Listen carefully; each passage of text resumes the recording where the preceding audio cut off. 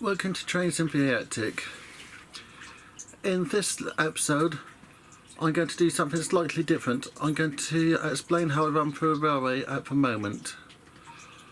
What I do at the moment will change over time, and what I use to run it will change as well. What you have in front of you is my main base area.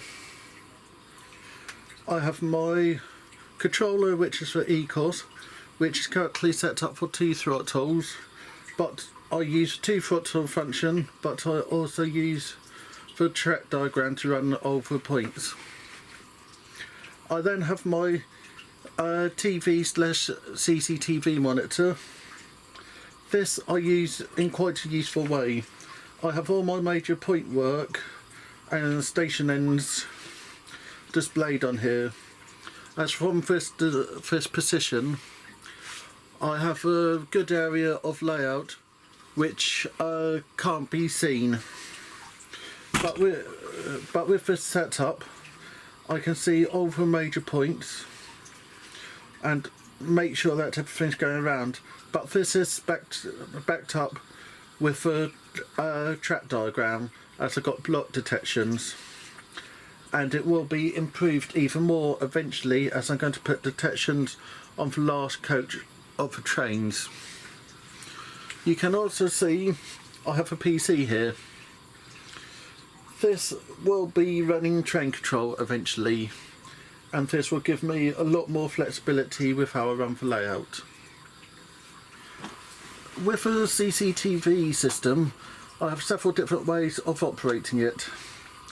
I have this screen here which display up to 8 cameras, and if I'm just running one train at a time, this is quite useful. I then have this option here which display 4 cameras, and press it again, it will display the other 4 cameras, but I only have 6 cameras installed at the moment. I can then enlarge on just one section if I want. So I just clear the screen and then click on the one I want. So if I'm sitting at the control area, I can then just see the points on this area. And then just to go back, I can go back to its view, wrong hand click to clear it, and then zoom in on the next area to make sure that everything's working how I want. Another neat feature which I use quite often is the sequence system. This rotates what's on the screen, so if I'm running many trains at once, I can still see what's happening, but it's not giving me a constant view of everything, so it runs through everything there is. But the main way I use the system to start off with is I set on my points, then I have a few points which I know could be troublesome, so I go to the appropriate points, which is always this one here, but since the change of point motors it's actually been quite reliable, touch wood. I then go on to the main fiddling yard just to check everything's running, and then I use at the moment this screen and this screen for running the layout. Another useful feature with this is the main box have a hard disk in it, so if I was to have a derailment here and I thought everything was set, I'll be able to review what actually happened.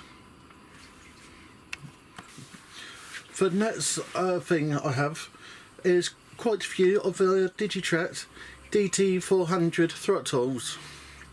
This gives me control over 2 trains throughout, and then as this doesn't have recall or any functions like that, I have a printout of what all the trains are, so I know if I want to run the Network Rail MPV, it's 9902. But eventually I will be getting one of the ECOS mobile controllers just to make it even more useful. As you can see, this is a tethered throttle, and in places I don't have easy connection to the LoConnect system. Okay, so once I've loaded up the system, first thing I do, because there is a bug with the point motors I'm using, the point decoders I'm using, I just actually go through resetting all the points. As by doing this, I know they'll be set as they are.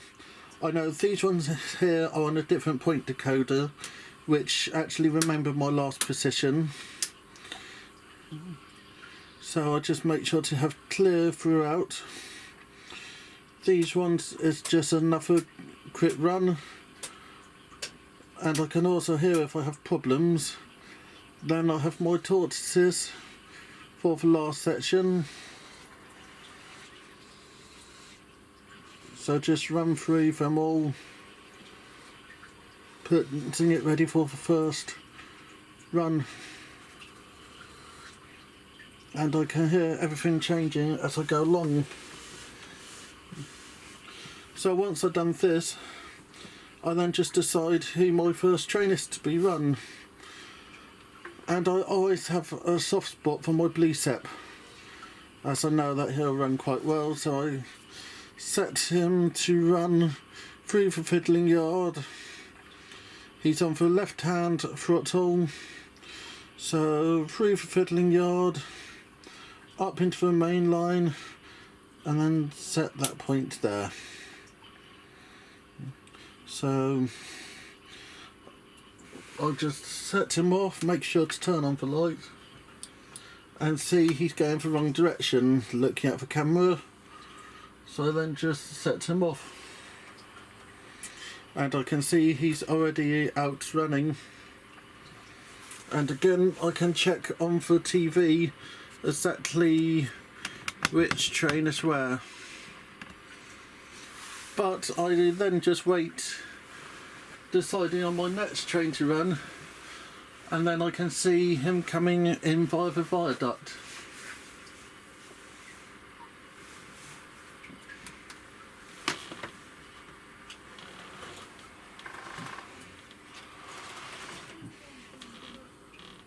But at the moment he's being a bit of a temperamental train.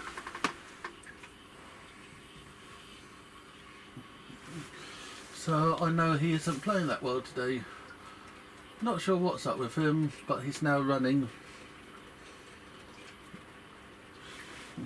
So I let him to go, and then I decide who do I want to run next. I always have a few trains that I like, and I also look at which route I have set.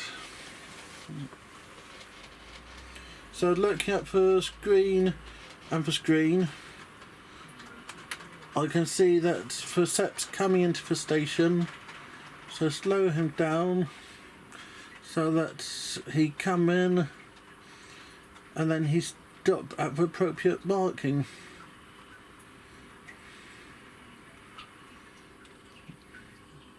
If he was the sound loco, I would then run for his sounds of opening the doors, closing the doors.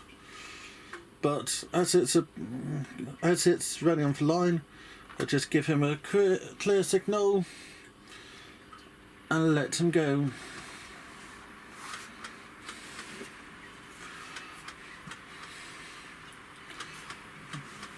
One of the main things I do with my layout when I'm building it is thinking how will I actually see what's going on. So I've got the viaduct where I can always see what locos coming or going, and then I have the top line, the preserve line, which will be easy to see, but the main station area have been designed to be in an embankment, so that's always going to be a hidden area. Again, that's why I have my CCTV system in place.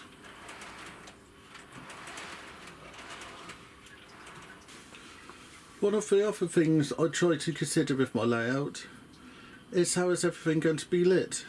I want to have as many things working as I can. So that's why I have the corner whereabout everything can be controlled on the lighting, as that creates a good amount of light pollution.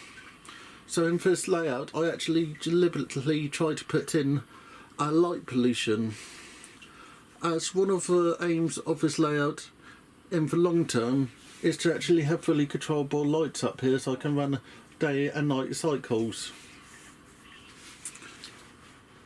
When I do go and get train control running, the first thing I'm going to get to happen again is my top line to run, as I have always found it to be inspirational to have something running on the layout which I don't need to fiddle with. So I always had the top line designed to be completely separate, and when I was last using train control, everything was for that was running automatically, train suiting, everything passing, and all that would just happen while I was doing whatever I was doing in the layout. I hope you enjoyed this video, or at least found it interesting or helpful. Make sure to like, subscribe and comment, and make sure to tell your friends about my channel. Thank you for your time, Richard.